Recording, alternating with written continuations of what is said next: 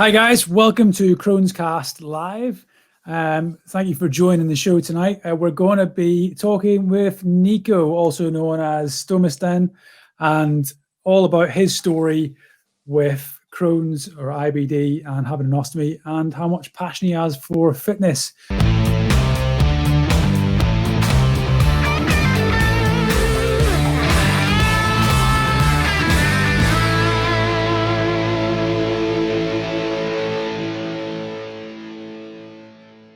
Welcome, Nico. Do you want to just introduce yourself, give people a bit of a background about you? Of course, I can make a try at least. My name is Nico, Nicolaj. From Denmark. I'm from Copenhagen, and I'm 27 years old. And I have a ileostomy. I got that at the age of 20 because of colitis. It was a tough tour. So I was going out traveling overseas rep for TUI. And then one day from another, it just went crazy, and I need to go home to Denmark again. And then a doctor came to me and said, like, now you have like 24 hours, otherwise you will not survive. We need to make the operation straight away. So that's a little bit about my background story for me having an ostomy today. But nowadays, I live a perfectly healthy life, do what I love to do, and I would say, in general, live a normal life as people without an ostomy. Yeah, it's crazy. Like, I've only known you for a short while, pretty much since we got locked down and started meeting each other online. So it's been a pleasure knowing you to date. And I just wondered if you could talk to me a little bit more about your life prior to getting diagnosed with IBD. Is it Crohn's that you have, or is it ulcerative colitis? It was colitis. Colitis. Cool. So what were you up to before? You said you had to go back to Denmark. Like, where in the world were you when things were going on? I was in the Gran Canaria. I had the colitis since I was 13, 14 years old, and I got my medicine. It was not a big deal for me. I was not thinking about it, and I was just living my life because it was normal for me back then to be more sick than usual. So I was like, okay, that's how life is living with me. But after high school, I really wanted to go abroad and live as a tour guide. And I went to Gran Canaria for the academy school for reps, and it was amazing. Sun was shining. We got our own little family, the colleagues and friends. But then it just hit me a combination of new bacteria, food, not stress, but we were doing something all the time, work, fitness, party. And I think my body just said, no, the colitis, Nicolaj, now you cannot handle this. And then I went to the hospital at the Gran Canaria, was there at that place for like a month, and got stronger medicine, but they couldn't keep the inflammatory down. So I was in contact with Denmark, SOS, and making sure that they were doing the same as they will do here in Denmark. And they're doing the same, but at one point they could not do anymore. So I was not fit to fight, fit to fly, but they could not do anymore. So I was like a little in between my chairs. So I said to my doctor, what the hell should I do? Like, how do you feel for traveling? I was just like, I just really want to go home. I was in contact, of course, with my family, and I understood from them that the position I was in, it was critical right now. So I took a flight home with SOS and drove directly to the hospital here in Copenhagen. And then that was for less than a week. We tried some different kind of medicine, but it was not working either. And then the doctor came to me and said, like, Nicolaj, you will not survive more than 24 hours. We need to make an operation straight away now. And at that point, my world just like disappeared. It just went black, and I was 20 years. I'm like, fuck. And the time after that, I didn't have any beliefs in myself. I went from being an active, sporty guy to a little, it was so weird to look at the mirror and couldn't recognize the guy in there. It was horrible. But happily, it turned around. After my physique got better and better, not that I was working out, it took like a long time before I started fitness again. But when I could do my passion I really want to go out to travel again as overseas trip, and the option came after 2.5 months, and from there I started to accept that I was looking special or not like everyone else. And after a few years, I was like, nah, it's actually not a big deal. Me having a bag, I can still do this and this and this. And my biggest concern was actually about girls and love. My mindset was, okay, I will never be dating. I will never find a girlfriend. But happily, I was wrong about that as well.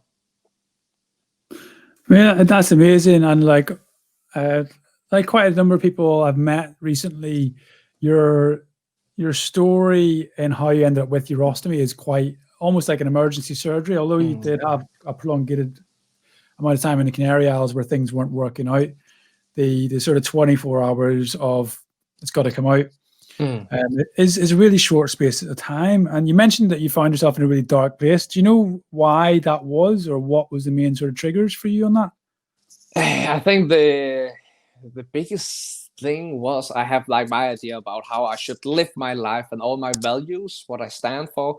And when I got the bag, it was actually not because of my size of my body that was changed, but now I got this bag and my gut sticking out and those poop shit. I was like, okay, now I cannot live the life I wanted to live. And then all the limitation came in. I cannot have the job I want to have. I can't find any girlfriends. All the people around me are looking at me weird. And it was just in my head, it was exploding. I could not control any of my thoughts. There was a time to remember. And I once a year I actually think back in time, or comparing to where I am today, and I cry a little bit, because to see how far you can move as a person, go from actually I was screaming out loud to my doctor and my mom, my family, just before the operation, that I don't want to live. I prefer the death. Compared to live with an ostomy and all the shit it will come with. But happily, the doctor and my mom said, that's not your option. It's not an option for you. You need to make the operation. So I was happy for that call. What was it that scared you about it? Today I see it's only my thoughts, but in general, I think how other people would react if they would treat me differently. And again, the biggest cost will be the thought, I will never find a girl who will accept me, who want to make love with me, or just to be close. There was a big concern. But I found actually, together with my previous girlfriend, we just broke up just before I went overseas. So that thought I could hold. So that was nice. But yeah, I was really, really afraid about what people were thinking, because I couldn't accept it myself. Yeah, and I think that's a really interesting point, because I felt the same whenever ostomy surgery was first introduced to me, and it was like, I was single at the time. I was like, how am I going to meet someone? Like what? Yeah. Like it was weird. Like that was one of the main. Obviously, it's a little bit of a vanity thing, I guess, and also it's a little bit of lack of, I don't know, confidence in womankind. Yeah. But yeah, as well, it's like, it's funny how much our inward thoughts are impacted by what we perceive other people will think about us. And I think that's it makes me feel a little bit more connected, a little bit more normal hearing you talk about going through a similar experience. Yeah, I understand. So after having your ostomy surgery, how long did it take you to get back on your feet and start doing like normal day activities? Were you in hospital for a while, or were you? Yeah, I was actually connected to my hospital for like a little more than 2 months. And because my previous job was overseas, and that was the job I want to go back to, so I needed to be fully recovered. I could not just take, okay, now I work like 10%, 20% of the time.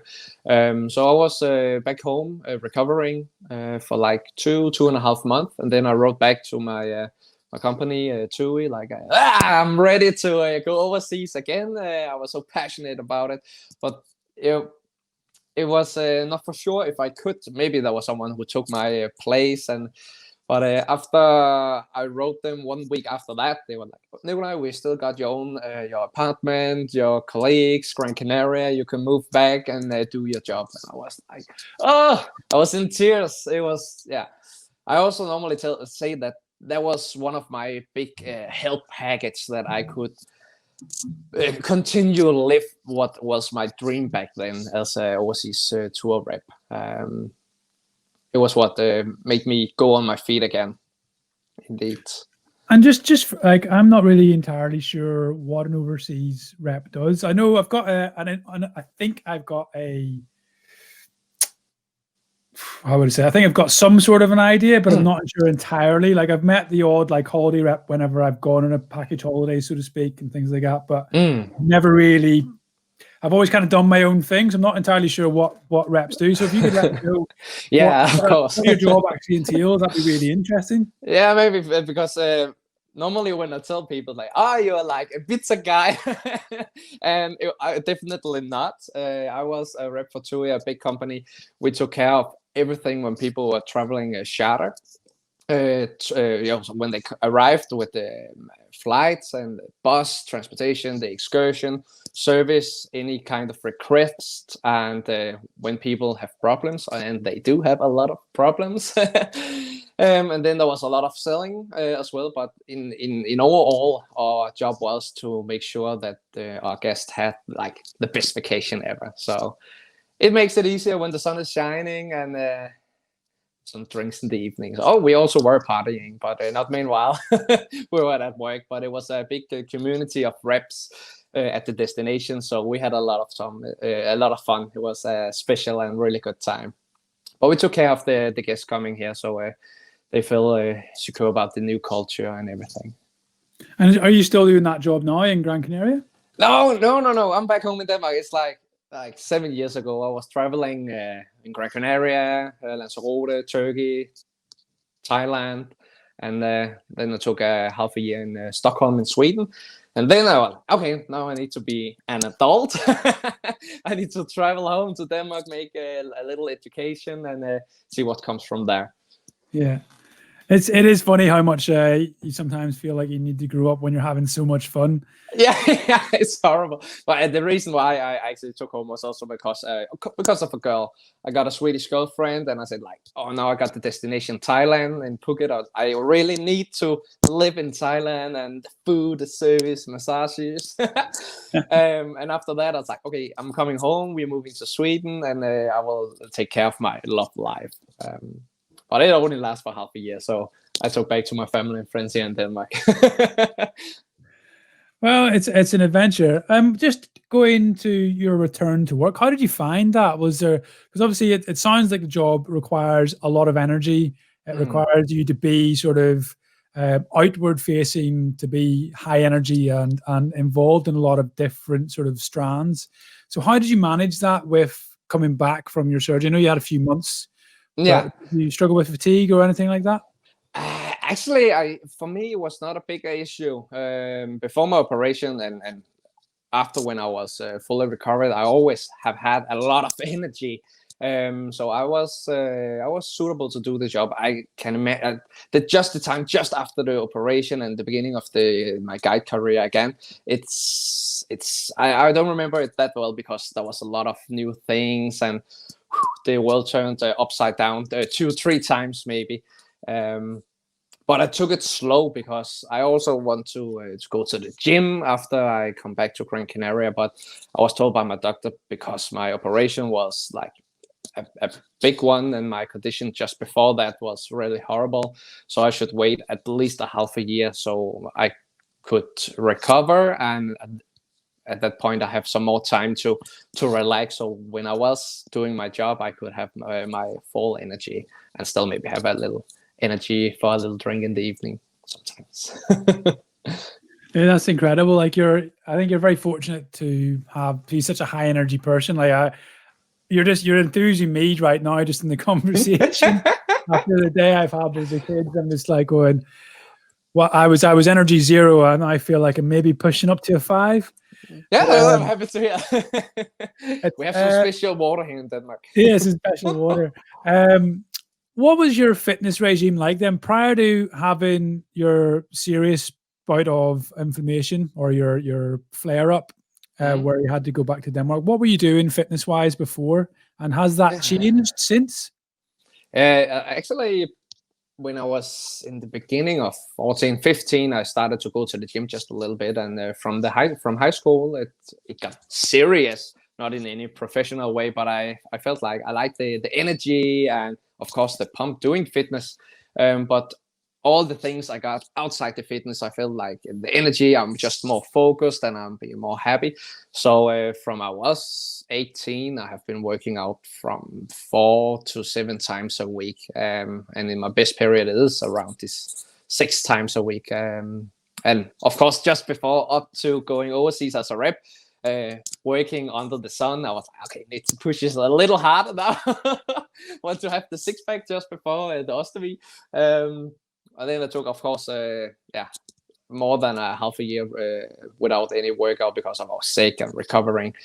And then I started out slowly, really slow. It was so crazy weak. But when I got up to the normal level, I just started out to work what fits in my calendar, and right now it's those 5-6 times a week. So how long did it, can you remember this now, because it is quite a while ago, but how long did it take you to get back to normal levels? So starting from say getting out of hospital, how long did it take you, and what sort of things did you use to help you? Yeah, I remember back then when I was in Denmark, just before I went overseas, I went to the gym actually, not for any kind of hard workout, but I was this bicycling arm machine. I was like, that was the only thing, because I should really take care of not hurting my abs and my core. And then those 2 months without any workout, recovering, and then I could like walk normally, because for the 2 months after the operation I was walking like a 90 degrees back because it just hurt like crazy. It got better and better, of course, and from that I waited like half a year, so in total 8-9 months before I started working out a little bit. And then it took 1.5-2 years before I was back to normal, I guess. One and a half year. But I took it slow. So did you find it frustrating, or was it something you were able to cope with that? It was frustrating, really, in the beginning. But still, the motivation was there. I was like a little skinny man again. But I remember I took some pictures back when I was in canary. I was there for 2 seasons, so in the second season. And then I just felt a little pump in the shoulder and the chest, and I'm like, okay, we're getting there. It's not the funny way, because it's hurting like hell, but I still feel first of all the pump, and then all the energize and happiness, and that's what is really important for me when I go to the gym, and that's why I like to do it that often actually.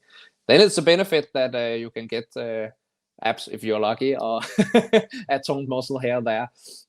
Did you get any physiotherapy in between, sort of like after hospital surgeries? Did you have a physiotherapist or a PT or anybody help you with looking at different bracing techniques or working on your core muscles? Actually, surprisingly not. I was just told no workout at all for half a year, and I took, normally I'm like half a year plus minus, but this one, okay, we're taking that seriously, and then I actually took it more than half a year, and as I said, took it slowly from there. But I didn't have any expertise persons who was teaching me. But I also believe that it's really different from person to person, the recovery time and what you can do for working out after today, and also like half a year, 2 years after, 1.5-2 years after the operation, I was doing abs workout like I did before the operation, like with a lot of weights. And I know there's some people today who have the ostomy with maybe 3 years. They should not do it. So it really depends on your condition and how you are as a person. Actually, it's really, really, really individual, I think. Yeah, I think I agree. I've got a friend who is does the same job as me within rehab, and he had to get his J pouch taken down and go back to having an ostomy. And he spent like the last 2 years just. He'll admit that he probably didn't take his time as much as he should have. Oh, yeah. But he ended up. He's like, I think he had like 3 prolapses. He's now taking the time and he's sort of getting back on his feet. He's training for an Ironman. So he's done really, really well. But I just remember his frustration and it kept on stacking up that frustration because he just would prolapse and he was just like, you just couldn't understand why he was prolapsing. And then you would look on one of the groups we're on is Ostomy Athletes, which is a really good Facebook group. If you do have an ostomy, you fall upon this, or you're just interested in sports, they're a really open group that provide a lot of information and support, much like the groups that we're in. But yeah, he was watching people on there, and there's people on there that had been less time after surgery doing more, and he's getting I'm a fitness instructor. Why can I not do more? And I think you're right. It's just listen to that body of yours and try and just cope with. If you need to take it slow, just take it slow. If you can take it faster, then take it faster. But ultimately, listening to yourself is such an important thing. Indeed.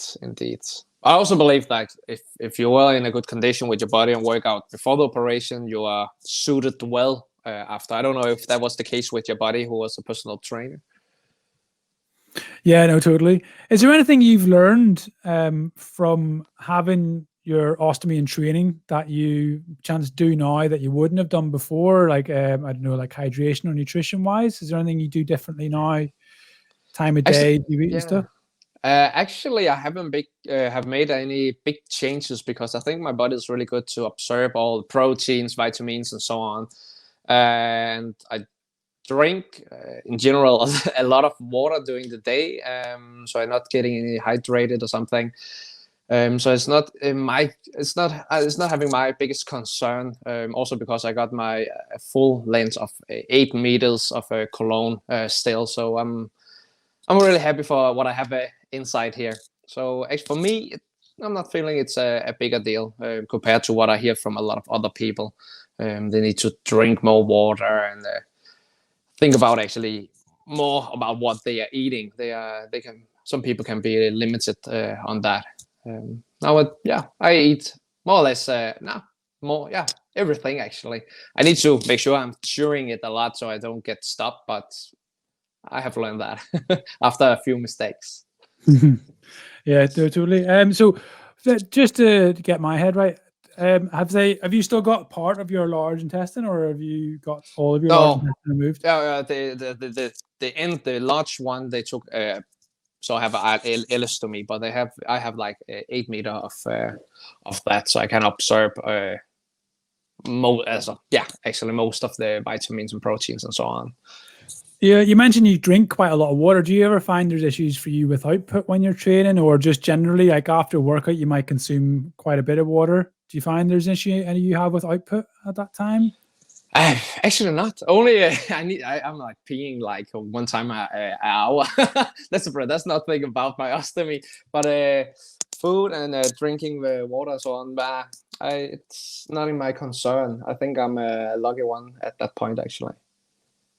That's really cool. Do you ever take anything like supplements wise for hydration? Do you ever like take we call it Diorolite in the UK? No, never tried it actually. Again, I think I was a lucky punch in that area. That's brilliant. So what is your go-to then? What's your training like? What do you do? For training workouts? Yeah.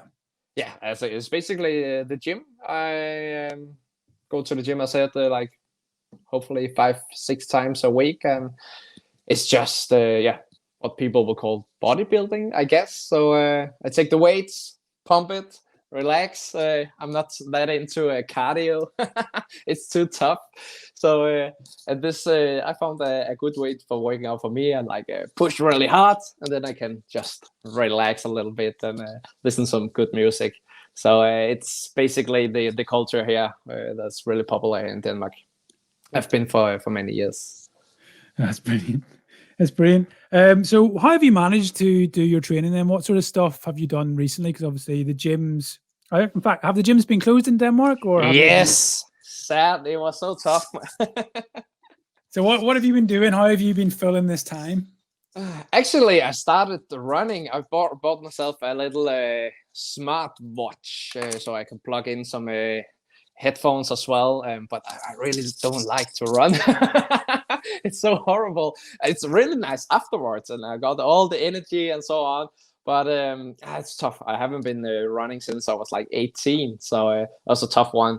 But we have some outside spaces, but they were close by the police. But I found one place, and then I bought like some elastics so I can work out a little shoulder and a little chest. But it was not getting the pump and then the energy I wanted to have. So it was like 3 or 4 months without. But it was like, we just need to accept that there's something in the world that's more important than the fitness right now, and we could still do a little kind of workout and then have focus on something else. I put a lot of my focus on my company, so I took a benefit of that.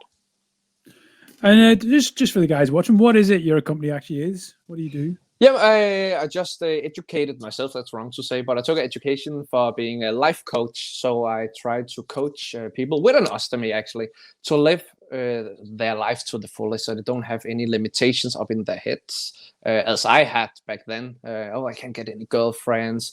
I look like shit. I hate myself. I'm the worst. So I tried to get people to understand that living with an ostomy should not be any different compared to not having an ostomy bag. It's the only difference is there's a bag. Otherwise, all the limitation we have, it is upside in our heads, and there's a strategy for that, and that's how I'm trying to help people, and it gives me actually more energy to help that way than the fitness. Just 5 minutes before we went live here, or you called me in here, I got a message from a mom from the region. She have a son on 8 years old, and she just wrote this summer he was like he was disgusted by his body and he didn't know how to tell it, and then the mom just showed my Instagram stoisten, and then everything changed. I was in tears just before, so when you called, I was like, oh, I need to take it away. I was so happy how one person can change a little boy's life just with some pictures and some videos. It what drives me. I was so happy. I'm out of words. It was amazing when you can change people's life, because I know how he felt, and now he can see like, okay, it's an option. I can live like Nicolaj from Denmark. There's no limitation. You can work out and you can do your job and have a perfectly happy life, actually. I think that's amazing. It's similar to what we're trying to do with CrohnsCast. Is obviously we're trying to reach out and put information out there for people to be able to feel less alone and more comfortable with their diagnosis, be that whatever it is. And if they have to have an ostomy or whatnot, hopefully we'll be able to give them the information so they can feel a bit more confident about who they are. But how did you end up at this as your choice of company or choice of occupation? Yeah. What's the story there? Yeah, in the beginning, I put it some I was OC's rep, so I had some photos when I was at the beach with my ostomy, because I started to accepting how I was looking, and then people was writing me, oh, that's brave and that's nice. I was like, thank you. And then I was like, okay, I can make an account, Instagram account, focusing on that, so my friends and family don't have to see it if I put my fully focus on that. And it got actually kind of popular. Not that there's thousands of people following, but they are so kind and happy and writing.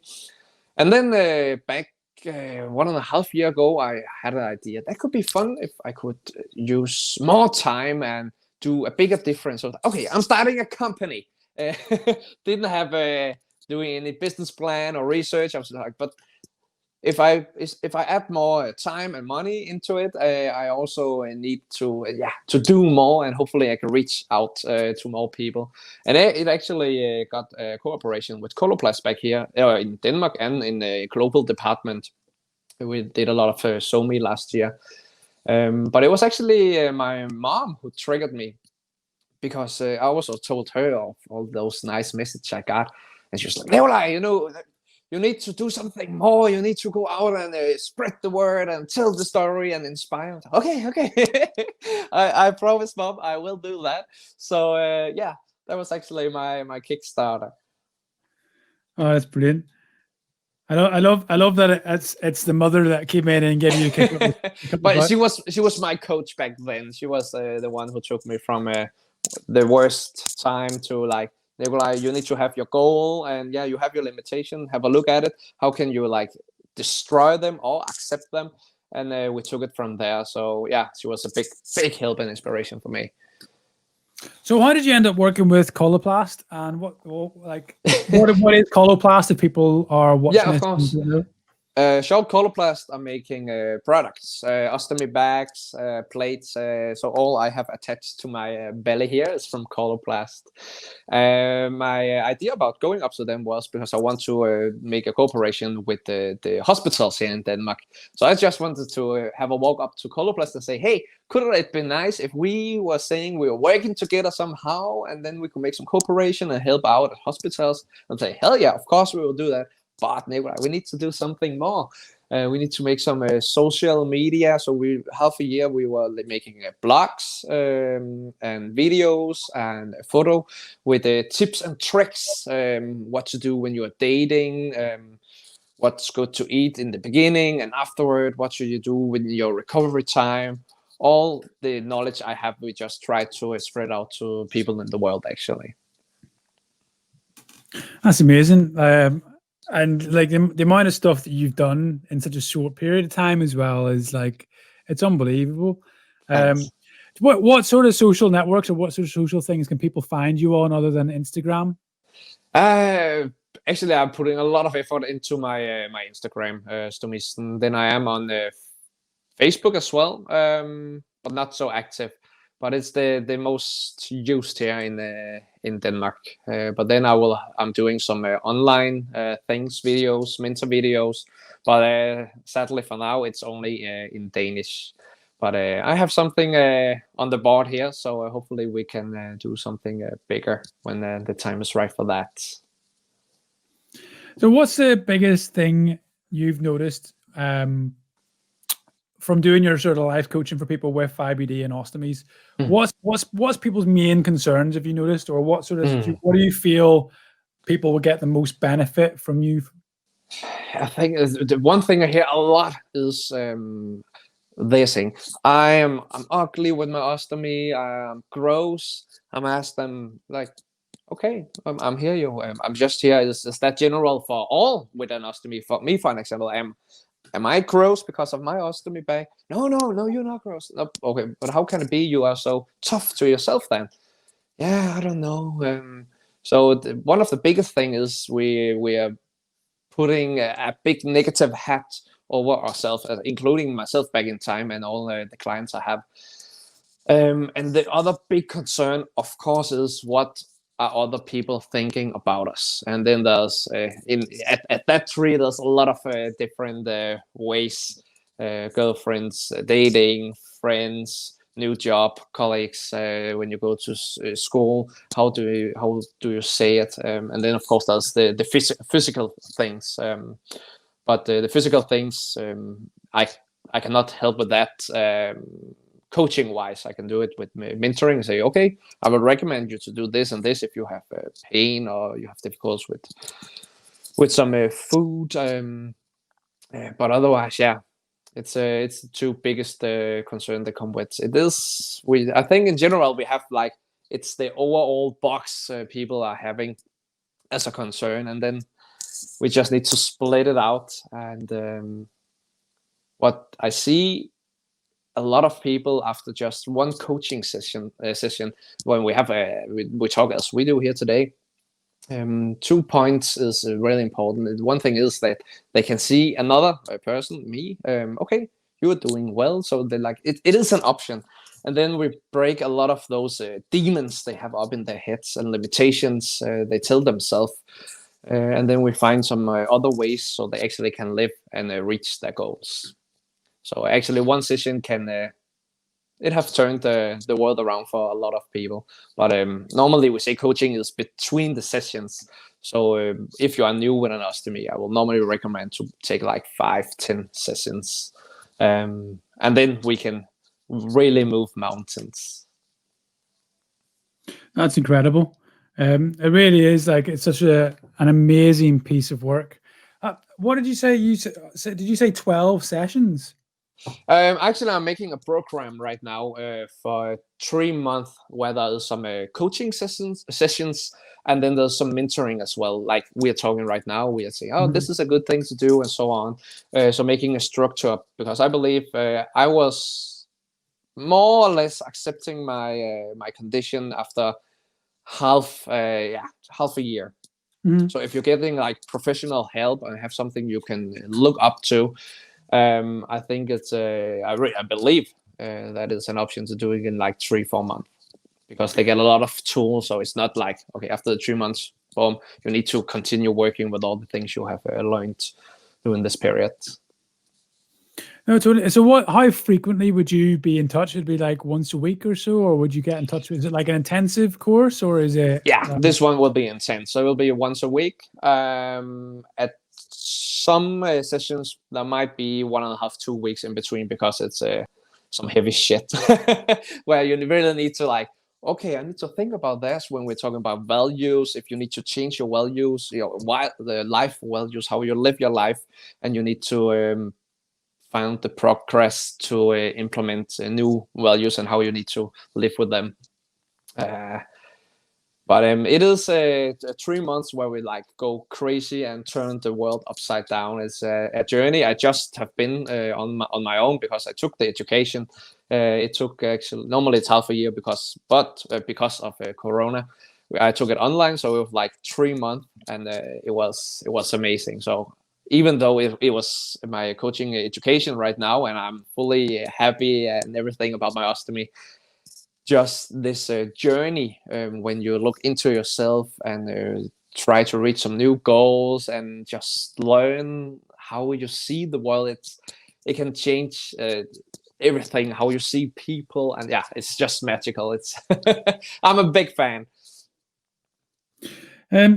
Well, it kind of leads me to next. What is it that inspires you to keep going? Like particularly with this, in fitness in general, in life, what's your inspirations? If you're getting like a tough time or a tough day, what gets you through? If one thing, it is to make a difference. As fitness, screw that. It's just for my health and my mental health. But I do that so I can make my focus to do what I really love, and it is to make a difference to people. I have a lot of lovely people, especially on Facebook and especially on the Instagram, who's texting me every day. It's just like, oh, so inspiring, and thank you for your tip. You moved me from like this kid from Norway, 8 years old. From this, I hated and I didn't want, and maybe I just took a little step, and from there to the next one and the next one. Those messages, they are just amazing, and because I was there, so could move people who were at the place I was, like those 6.5-7 years ago, where I was screaming out, I don't want to live my life, and try to move me in the direction I'm living my life right now. That's what I'm living for. I believe that that is what I should do for living the rest of my life somehow. Yeah, it's really powerful. I'm rooting for you. What's the hardest part for you when you're doing this kind of stuff? Like whenever is it meeting the people for the first time, or like what's the hardest part for you? Actually, the hardest part is when in actually the first session and in the intro session, where they don't believe it's an option for them. They can see I have done it for a lot of other people, but no, it's too good to be true. Of course, I changed their mind, and that makes me crazy happy. But when I just see their see the faces, like, no, this is hell, and when I see those feelings on those people, it reminds me of how I felt back then. And that's the tough one for me. But then it makes it even more excited, and I feel even more happy when I turn it around. Oh, not me. We do it together, of course. That's incredible. What part of it for you? Like, what's the hardest thing you've had to do with somebody in terms of their treatment? Sort of like, has there been anybody that you've spoken to that you just don't feel you're getting through to, or like what sort of things would you do to sort of help someone understand? I had one girl who came home at my place, and I made some ostomy bags covers back then, and she wanted to buy a few so she can buy, and she was new with her ostomy, and she just went crying over my shoulder and said, like, my boyfriend broke up because of my ostomy, and there was a lot of other things, and I just felt her pain. It was horrible, and we were not making any coaching there actually. So I just took her and hugged her and told her, you know, the life is like, you cannot be happy all the time. It will go down, but also when it is down, it cannot stay there forever, because there will always be changes in life. But it was a tough one. It's never ever nice to see people unhappy in that way when you have been there yourself. And back then, I was actually not doing any coaching, but we became indeed that they really, really close, and spoke for an hour or two or something. But that was more like mentoring. What can you do from here, and what is my advice, and so on. But yeah, it can be tough to see people when they are devastated and they don't have any belief in themselves and their life and the future. Yeah, it's hard. It is hard to watch sometimes. Even though, because it is like looking in a mirror, I guess. You know, or at least looking at a photograph back in time. So what would you, if someone's watching now and like could potentially be what you would consider a client, or someone who's really struggling with their diagnosis, what would your advice be to that person? Actually, the best thing you can do if you're new with ostomy, or just you're not happy with your ostomy, do something for yourself. It can be, now I say, workout, but something that makes you happy. But I believe that self-education, and when it comes to an ostomy and all the negative thoughts we have, that will be my advice, to like focus on that. How can I train my mental health? This is a coach or a psychological person, or yoga, whatever works for you. But there's two ways, in my opinion, to have a happy life. It is, of course, to have the physical health, but indeed as well the mental health, because if you're not fresh up here and you are a lot of the negative thoughts, you're not a happy person. And I was there, so I know what I'm talking about. So take and invest in yourself. That's, you have the whole future. So it's the best you can do. Would you be willing to share any micro practices that you would maybe recommend for someone who is looking to do something to help their own mental health? In what way, sorry? Any sort of practices or something that you might advise someone to do? Would you be willing to share anything like that?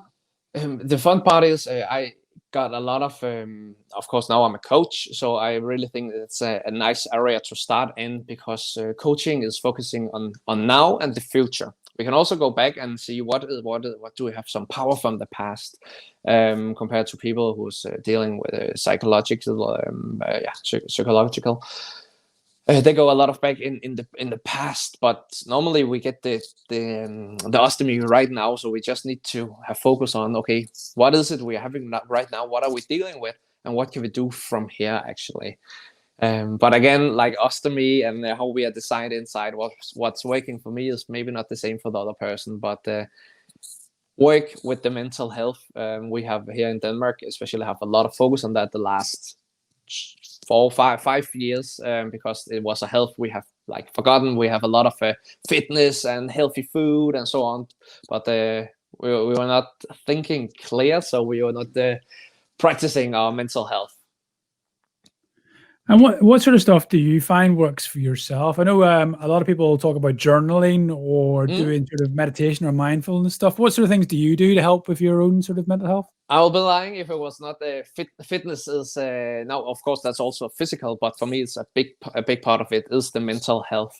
But then I get a lot of energy, happiness, and mental health when I'm with people. I have a community of people who are just inspiring and happy, and when I'm with them, the energy goes like so it gives me a lot of energy and power. And now when I am educated coach, my network has got even bigger. So then I meet another kind of people who can inspire me in another way. So yeah, that's just amazing. But people in general, I love to meet new people. It's amazing. No, I mean, that's incredible. And I think the work you've done on yourself is so clear that it's, that it's clearly a main driver for what you do now. If someone was looking to get into fitness and doing some bodybuilding, what would your advice be to them? They need to make sure where they are, if they have an ostomy, of course, in their condition. What is their condition right now? For how long time have they the ostomy? And normally I don't want to give advice on that because I don't know their history, how sick they were just before, how the operation went, how many operations they have had. So normally I actually just say, you need to talk to your doctor about that. I tell them, of course, there's a lot of exercises where you can be gentle for your stomach and so on. But I don't have any clue where you can start. But in general, the best advice is, of course, take it slowly. There's no reason to rush it. Yeah, and I think that's one of the main flaws that a lot of people end up having is they don't take things slowly. We want it today, we don't want it tomorrow, so to speak. But yeah, I think definitely the best advice I could give anybody would be to make sure they speak to their health professional, exactly, be that doctor or stoma nurse, get an understanding of where they are physically before they take on any form. I think that's the main concern people should have, is obviously that we do have an ostomy or you have got some form of medical condition, and just be mindful of it.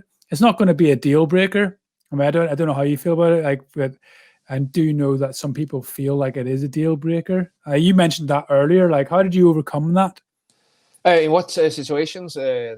Fitness gym? Situation with getting back into fitness. I know you mentioned when you first got your ostomy, you thought that fitness was over for you and it was a deal breaker. And I came from a similar perspective. I thought I'd never do sport again. So how did you feel about that? I got two things that was on my concern list, so to say. I didn't in the beginning believe that I could accept my body, even though I got bigger and started to working out. And the other thing was go in the shower. And normally I take shower in the gym because I'm there, easy peasy. But can I do that? I'm like that handicapped boy with an ostomy bag. Really, but when you accept it, it's just and you have your confidence in your back. It doesn't matter. People, yes, of course, they are looking, and 7-8 times during my fitness career, some people have asked, what is that? And it's really nice and kind, no hate, nothing there. And then we just have a talk about that. I met one guy I have met in my local gym, also with an ostomy bag. When I was going in the shower, I was like, and we were just coming, high five, nice to meet you. And it was like magical. People in the locker room, they was like, it's like if you have a Mercedes and you see another one, you're like, hello, brother. So we had quite a fun time there. No, it's brilliant. And I think that's one of the most important things for people to understand is, for the most part, people are interested for the right reasons as opposed to the wrong reasons. I think it's easy I think we all do fear, irrespective of how healthy and well we are mentally and physically, we all fear being ridiculed for something that we can't help. And I think that's something that people need to understand. By and large, most people, when it comes to this stuff, are really welcoming and more intrigued and interested for reasons as it's unusual as opposed to wanting to make fun of it. Yeah. And also people, without a bag, me, as including myself, I was afraid that people wanted to say something, but now I have been going to the gym a lot and been an overseas trip. People are looking, but I understand that if they have never seen an ostomy bag, they look and that's something that they are just thinking, what is that? But I have never ever heard someone who said something badly about it to me.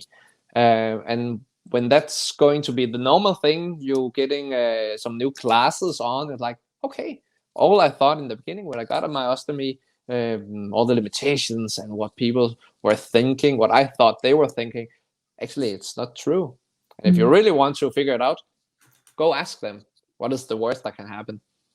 Yeah, I think sometimes you have to be really brave to do that, but I think it's also really the only way that you can really resolve the situation. I think the only times I ever had any negativity relating to IBD is actually through ignorance, where someone didn't know, and it was I was just taking a bit of extra time in the bathroom, and I just want to say it was like a social occasion in a bar, and the person wanted to use the bathroom.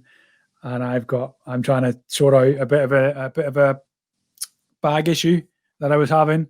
And then I came out and I apologized to the guys. I said, like, I'm really sorry, that took a lot of time.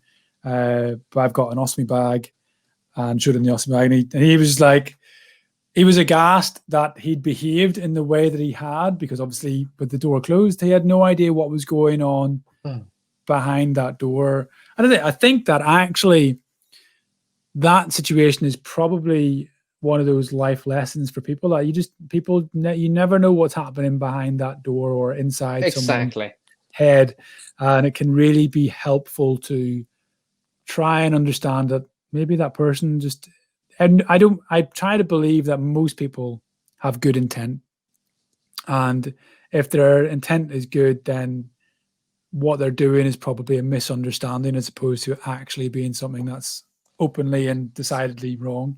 Maybe they had a really, really bad day and then it just goes out on you. Yeah, I mean, I used to be a very black and white person and like very divisive. It was wrong or it was right, and there was no in between. Whereas I'm starting to be a bit more of a gray man, where there's 50 shades of it. We can keep going down there. You can call me Christian if you want, but yeah, it's just really interesting. The sort of the older you get and the sort of more life experience you get, the more things that you see. Just understanding that most of the things are multifactorial. It's like in work. I don't know if you've got colleagues or anything that work with you in your business. Not yet. But being the owner of the business and being the proprietary owner, it can feel like, I guess, like everything lies on your shoulders. And when someone doesn't live up to your expectations, like, I don't know if you might have an arrangement with somebody and they pull out of it, or you've got something happening for your Instagram or YouTube or something, and it doesn't work out right because of somebody else. It's like there's an emotive part of you that really wants to be angry and get in someone's face. And that's the way I used to be. But then it's just understanding, like, do you think that they deliberately sabotaged it? Did you think that whenever they set out that day, that their mission was to go, nah, I'm going to mess this up for this guy, or nah, I'm going to be an absolute ass to anybody? And it's like, well, they probably didn't. And when you start opening that question and starting to answer it for yourself, it just seems to resolve a lot more than actually makes antagonistic. Indeed. I don't know what your perspective is on that. I know it's kind of waffled a lot there. But like, what's your perspective on like dealing with other people? The thing is, I'm working with a little model, control model, it's called in Denmark. It's really basically, it's in the inner circle. What do I have the fully control of? If I just say, okay, I close now my fully control. And out from there, there's the influence I have. That could be people I don't have any control about. If I'm going on a date, how a girl will react on me having a stoma. But I have my influence, how I pre-frame, how I tell I have my stoma. And outside that influence circle, we have like, I would say, the world. I would say things we can't have any influence and control over. For example, Corona. We don't. It's not in my control. I don't have any influence on to deal with it. The only thing I can control is my behavior and what I should do in the situation. Not go close to people, not to see more than 5 people in the period where it was the worst. But with that in mind, I give all my energy to the things I have control and what I have influence for, and the things that hit me in a negative way that I cannot do anything about. I'm like, I should not give any energy and my time for that. And when people learn and get better and better, I also work on it every single day. It gives a lot of confidence and energy and positive vibes, because if you focus on what you can do and change, I mean, then you can actually do a lot of things, and it makes people happy. So it's one of my models I actually also teach my clients in to try to live with and use for daily basis. I mean, I think that's really a positive thing to do. I think that's something that we all lose track of. It's very easy to become emotive in most situations and allow the emotion to drive you. And being able to take a little step back and just go, well, what in this situation can I actually control? Exactly. And just realizing that, like, it's how many times have we been saying like, oh, this shitty weather, it's rainy, but there's nothing you can do. I know it can be like happy, Nico, but what you can do is take a raincoat. I don't like rainy days, but there's nothing I can do about it. I can take a cacao with some whipped cream, and then I can see some Netflix, and then okay, this is a kind of good evening as well. Yeah, and as I say, it comes back to, like, you can't control the impact that people are going to have, and you can't control like that interaction of what they're going to do. But what you can do is, the only thing you can do is control your reaction.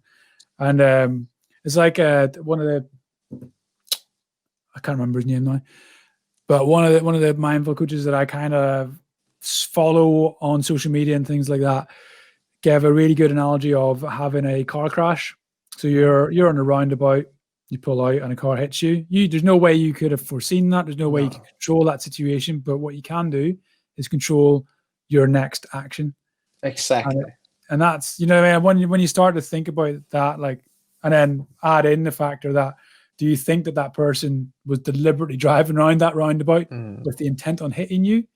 Probably not. And it kind of just, all those things snowball, and it's actually just, it almost, what's the word? I'm trying to think of the word. De-escalates the situation. I think that's something, particularly in today's world, we don't actually do enough. There's so much escalation, like in form of how people try to speak to each other when they're in a difference of opinion. And I think the real art is to be able to de-escalate and have a conversation. It's a good thing to take, with you on your backpack when you're going out in the world, because it's, if you need to focus, you want to control everything, and you cannot do that. Then you need to be Donald Trump or something. Yeah, we kind of diverted off course there with a bit more sort of mindful stuff, which is cool. But I've got to the part of this show, Nico, where I've rubbed it off Lewis Howes, and essentially it's called the 3 truths. So we get a little bit deep, a little bit personal. I was just before, I need to have a charger in here, so I will just unplug my set. And